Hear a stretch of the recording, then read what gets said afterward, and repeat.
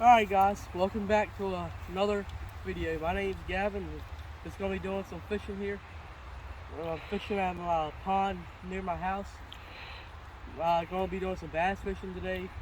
Got me a wacky worm, a black wacky worm tied on, and a white chatterbait. Hope we can get on that big bass bite. That's what I'm hoping for. Catch 'em.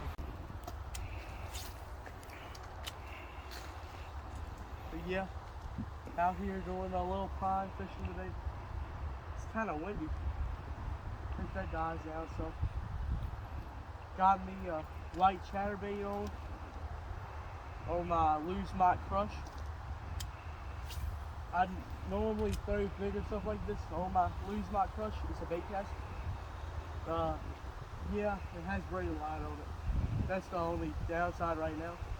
To throwing a chatterbait, I can't get the max depth on it, but if I was to put something like fluorocarbon on it, I can get some more depth. But honestly, I've been walking this pond before. It's only, the deepest part's about 5 to 5.5 feet, so my chatterbait still goes about a foot to 2 feet down. You don't need to go all the way to the bottom. It's the fall transition now. Here it's October, so yeah, the fall transition. It's kind of the middle of it, I'd say. Not really the beginning, but it's still got another month or so before it's over.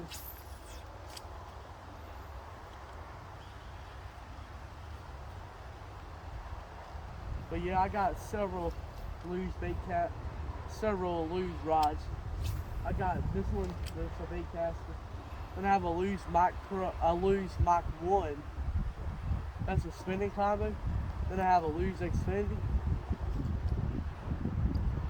I really like Loose. They're one of my favorite brands, just because of the quality. And some of their bait casters you get, like the Pro TI, I think it's about $500. But then you can get something like this Loose My Crush was $200, and they have other bait casters that's like $100 or so. And you can get one that's $100, and it'll do you just fine. I know people that have some of the cheap ones, and they love them. And then my Lose Xfinity,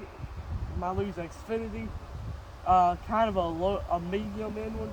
And I really like it. It's a 6'6" medium. And then I have my Lose Mach 1. That's a 7-foot medium light. With a 7:1 I think gear ratio. I like that for rubber worms, but that's one of the higher ends for the Lose. It's about $100. Sorry for the bad audio. It's got really windy, but got me another one out here. It was on a wacky worm with a small hook, but yeah, it's super windy out here.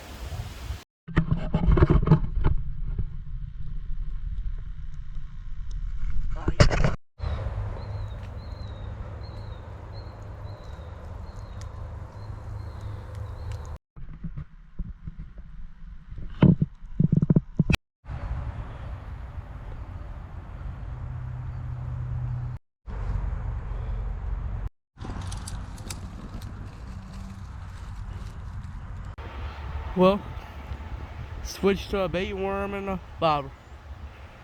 One of the best ways probably to catch most fish. You can catch bluegill, bass, catfish. Almost anything will eat a live worm on a hook. Alright guys, finally got me a bass. Probably the smallest one in the pond, but somehow he didn't hook himself in the mouth. He hooked himself on the side. Ooh. I guess when he went up to get it, he like sideswiped it.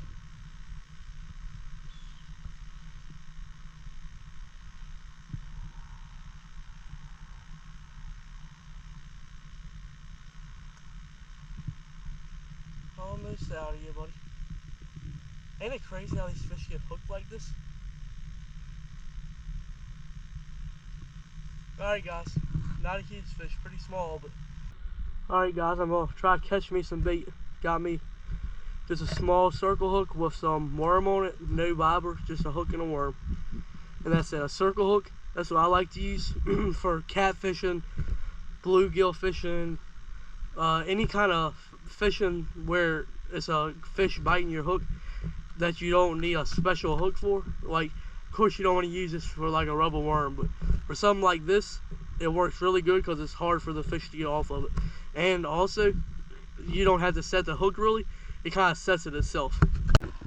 Oh, oh, right at the bank.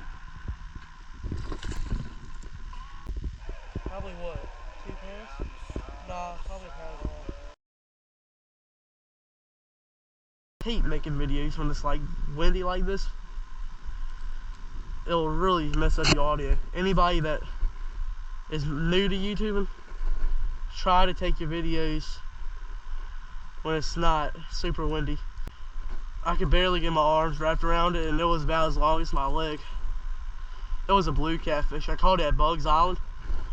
That's like in between Virginia and North Carolina. Part of it's in Virginia, part of it's in North Carolina. It's known for catfishing. A lot of people go there to participate in catfish tournaments. It's a really nice place to fish at, but you kind of have to have a boat to fish there.